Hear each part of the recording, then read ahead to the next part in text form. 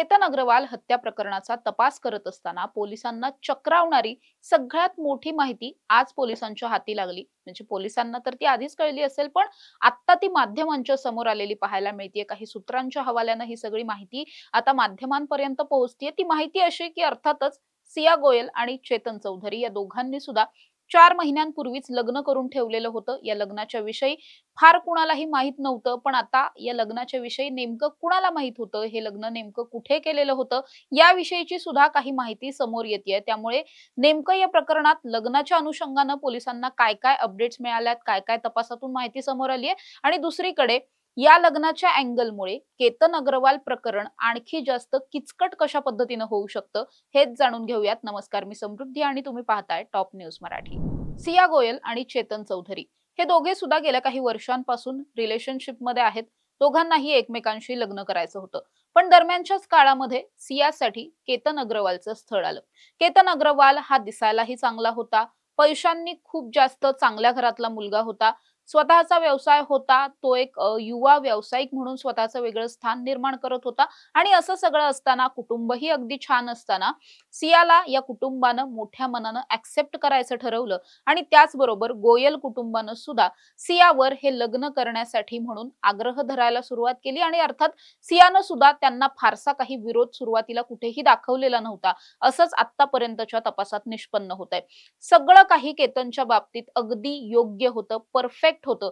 त्यामुळे सियाला या सगळ्या प्रकरणामध्ये कुठलाही एखादा निगेटिव्ह पॉइंट उपस्थित करून या लग्नापासून पळ काढणं जमत नव्हतं किंवा या लग्नाला नकार देणं सुद्धा जमत नव्हतं. या व्यतिरिक्त आपण आपल्या कुटुंबाला लग्न मोडण्याच्या बाबतीत काही सांगू शकत नाही, म्हणू शकत नाही, त्यांना आपण दुखवू शकत नाही, असं तिनं ऑलरेडीच पोलिसांच्या तपासातून सांगून ठेवलंय. म्हणजेच एकंदरीत काय की सियाला लग्न करायचं तर नव्हतंच, पण लग्न मोडायचं कसं याविषयी तिला कुठलाच पर्याय दिसत नव्हता. दरम्यानच्या काळामध्ये असं झालं की चेतन चौधरी आणि सिया गोयल या दोघांनी सुद्धा गुपचूप लग्न करायचं ठरवलं आणि हे लग्न त्यांनी केलं सुद्धा आहे, असा पोलिसांना संशय. पोलीस या विषयीची आणखी जास्त माहिती शोधतात. आता हे लग्न कधी झालंय तर जवळपास फेब्रुवारी महिन्यामध्ये हे लग्न झाल्याची शक्यता आहे. का? कारण फेब्रुवारीच महिन्यामध्ये सिया आणि केतन या दोघांचा साखरपुडा सुद्धा झाला होता. त्यामुळे याच महिन्यामध्ये सिया आणि केतनचा जो साखरपुडा झाला होता तो झाला होता 19 फेब्रुवारीला. सो 19 फेब्रुवारीच्याच 1-2 दिवस मागे पुढे कधीतरी हा लग्न सोहळा जो आहे, जो सिक्रेट मॅरेज आपण ज्याला म्हणूयात, तो सिक्रेट मॅरेजचा सगळा कार्यक्रम जो आहे तो पार पडलेला होता. आता या विषयीची आणखी एक महत्वाची माहिती समोर आली आहे की असं कळतंय या दोघांनी स्थानिक रजिस्ट्रेशन ऑफिसमध्ये जाऊन हे सगळं लग्न जे आहे ते रजिस्टर पद्धतीनं लग्न केलं होतं, असं कळतंय. या लग्नासाठी सिया आणि चेतनचे 2 मित्र उपस्थित होते. या दोघांच्या साक्षीदार म्हणून या सर्टिफिकेट वरती किंवा तिथे जी काही प्रोसिजर असते, कायदेशीर प्रोसिजर, त्यामध्ये ज्या 2 साक्षीदारांच्या सह्या लागतात, त्या दोघांच्या सह्या सिया आणि चेतन यांच्या मित्रांनी केलेल्या आहेत आणि हे दोघेच या लग्नासाठी साक्षीदार म्हणून उपस्थित होते, अशी सुद्धा माहिती समोर आहे. या व्यतिरिक्त आणखी एक महत्वाची माहिती अशी की लग्न झाल्याच्या नंतर एक फोटो काढलेला होता या न्यूली मॅरिड कपलने. एक फोटो काढला आणि तो फोटो सियानं तिचं एक खाजगी प्रायव्हेट असं एकदमच खूप कमी लोकांमध्ये असलेलं एक तिचं इंस्टाग्रामचं अकाउंट होतं, ज्या अकाउंटवरून तिनं हा फोटो पोस्टही केला होता. मात्र नंतर काही दिवसांनी तिने हा फोटो परत डिलीटही केला, अशी सुद्धा माहिती आहे. म्हणजे थोडक्यात काय की या लग्नाच्या विषयी काही मोजक्या लोकांना ठाऊक होतं.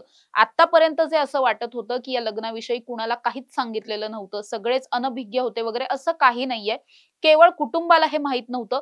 मात्र या दोघांचे जे बेस्ट फ्रेंड आहेत किंवा अगदी जिवलग जवळचे मित्र आपण ज्याला म्हणूयात, त्या काही लोकांना या सगळ्या लग्नाच्या बाबतीत सुद्धा ठाऊक होतं, अशी एक शक्यता आता समोर आलेली आहे आणि पोलीस या सगळ्यातला पुढचा तपास करतायत. आता पोलिसांच्या तपासामध्ये सगळ्यात महत्वाचे 2 टार्गेट आहेत.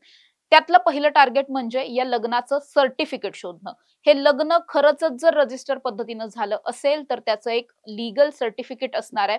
ते सर्टिफिकेट आता पोलिसांना शोधायचं आहे. या व्यतिरिक्त तो जो एक फोटो काढलेला होता आणि फोटो तो पोस्ट वगैरे केला असं जे काही म्हटलं जातंय, तो फोटो नेमका खरा आहे का? तो आहे तर कुठे आहे?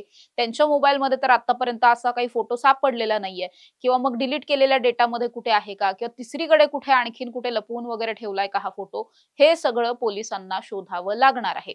या व्यतिरिक्त जर रजिस्टर मॅरेज झालं असेल तर रजिस्टर मॅरेज करताना दोन्ही कुटुंबांना सुद्धा आजकाल माहिती दिली जाते.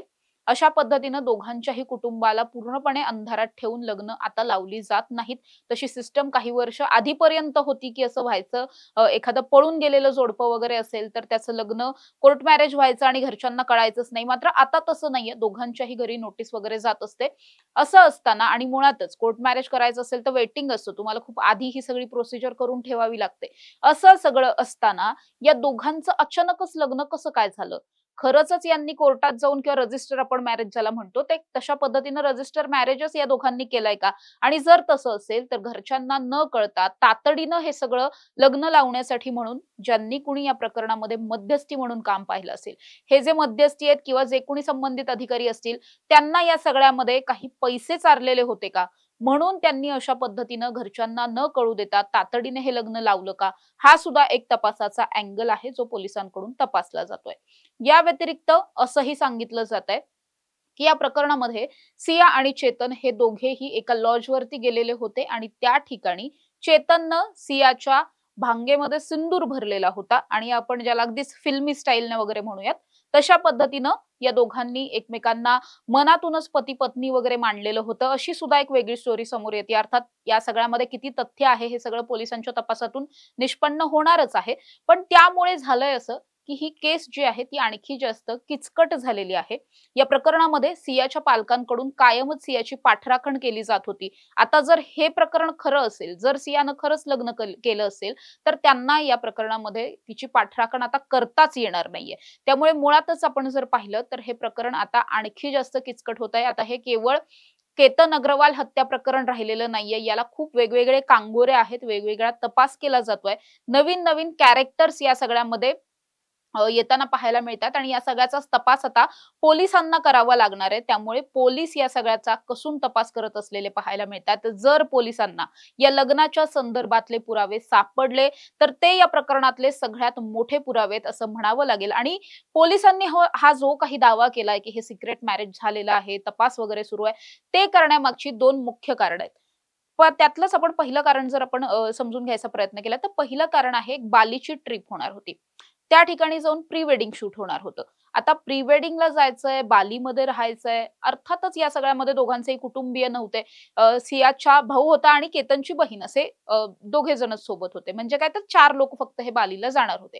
तिथे गेल्याच्या नंतर साहजिकच आहे, हे दोघे लग्न करणार आहेत, होणारे पती-पत्नी आहेत एकमेकांचे. याचा अर्थ काय? की तिथं या दोघांना कदाचित एका रूममध्ये राहावं लागलं असतं. त्यामुळे सियाला या सगळ्यात केतनच्या जवळच जायचं नव्हतं. तिला केतनसोबत रूम शेअर करायची नव्हती. म्हणून तिनं बालीला जायचा प्लॅन कॅन्सल करायचं ठरवलं. त्यासाठी म्हणून तिनं हायवेवरतीच एका ठिकाणी पासपोर्ट केतनचा चोरला, तिच्या खिशात टाकला. त्यानंतर तो लेडीज वॉशरूममध्ये फाडून फेकून दिला, फ्लश सुद्धा केला. हे पहिलं एक आपल्याला कारण माहितीये. या कारणावरून सुद्धा पोलिसांना डाऊट हा जास्त वाढतोय, की या दोघांचं लग्न आधीपासून झालं असावं आणि म्हणून सिया ही सगळी पुढची काळजी घेत असावी, की आपल्याला काहीही करून केतन सोबत रूम शेअर वगैरे करायची नाहीये. त्याच्यासोबत एकत्र कुठेही राहायचं नाहीये. दुसरी या सगळ्यातली गोष्ट अशी, की 19 जूनला म्हणजेच केतनच्या हत्येच्या दुसऱ्या दिवशी सियाचा वाढदिवस होता. या वाढदिवसासाठी महाबळेश्वरमध्ये एक मोठं हॉटेल वगैरे बुक केलेलं होतं आणि तिथे एक जंगी पार्टी रंगणार होती, जी केतन आणि त्याच्या कुटुंबानं ऑर्गनाइज केलेली होती सियासाठी. त्या ठिकाणी सुद्धा अगदी बालीसारखाच सीन झाला असता, की तिथेही गेल्याच्या नंतर तिला केतन सोबत कदाचित एका रूममध्ये राहण्याची वेळ आली असती. जे सियाला नको होतं, कदाचित ते चेतनलाही नको असेल, की आपली गर्लफ्रेंड किंवा मग खरंच आता जे काही म्हटलं जातंय त्यानुसार पत्नी ही दुसऱ्या एखाद्या परपुरुषासोबत रूममध्ये राहतीये वगैरे हे सगळं नको असेल, म्हणून कदाचित हे दोन्ही प्लॅन कॅन्सल केले गेले. सिया केतन बरोबर तशी तर ती फिरायची, तिचे डेटवरती गेलेले किंवा वेगवेगळ्या पद्धतीचे फोटोज, व्हिडिओज हे आपण सगळ्यांनी तिच्या अकाउंटवरती पाहिलेले आहेत. पण तसं असेल तरी सुद्धा केतन सोबत कुठेही स्टे करायचं नाही. केतन सोबत कुठल्याही रूममध्ये रूम शेअर करायची नाही वगैरे असं एक तिनं घालून दिलेली स्वतःला आपण म्हणूयात काहीतरी लिमिटेशन होतं आणि हेच लिमिट तिनं का घातलं होतं तर कदाचित तिचं ऑलरेडी लग्न झालेलं होतं. चेतनचाही दबाव या सगळ्यामध्ये असू शकतो आणि ऑलरेडी जर लग्न झालंय तर तिला हे सगळं नव्हतं करायचं. म्हणून तिनं या प्रकरणामध्ये स्टे करणं म्हणजेच एका रूममध्ये राहणं, रूम शेअर करणं वगैरे किंवा लाँग ट्रिप्सवरती जाणं हे पूर्णपणे टाळलं.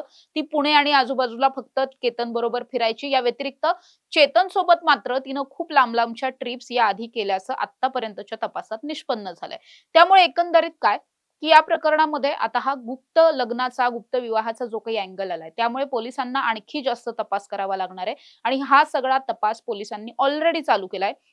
पोलिसांकडे अनेक अशा पद्धतीची गुप्त माहिती सुद्धा आहे, जी माहिती आत्ता समोर येत नाहीये. पण जेव्हा ही केस स्टँड होईल कोर्टात, तेव्हा पोलिसांकडे अनेक गोष्टी अशा असणार आहेत, ज्या सिया आणि चेतनच्या विरोधात जातील आणि केस आणखी जास्त भक्कमपणे कोर्टाच्या समोर मांडता येईल. त्यामुळे पोलीस आता या प्रकरणामध्ये आणखीन काय-काय शोधून काढतायत आणि हे जे काही सिक्रेट मॅरेजचं आज जी काही एक खळबळजनक माहिती समोर आली आहे, त्यामध्ये नेमकं काय-काय तथ्य आहे, पोलीस काय-काय शोधून काढतात, हे पाहणं महत्त्वाचं असणार आहे. अशा ताज्या आणि महत्त्वाच्या बातम्यांसाठी तुम्ही पाहत राहा टॉप न्यूज मराठी. आपला महाराष्ट्र, आपली बातमी.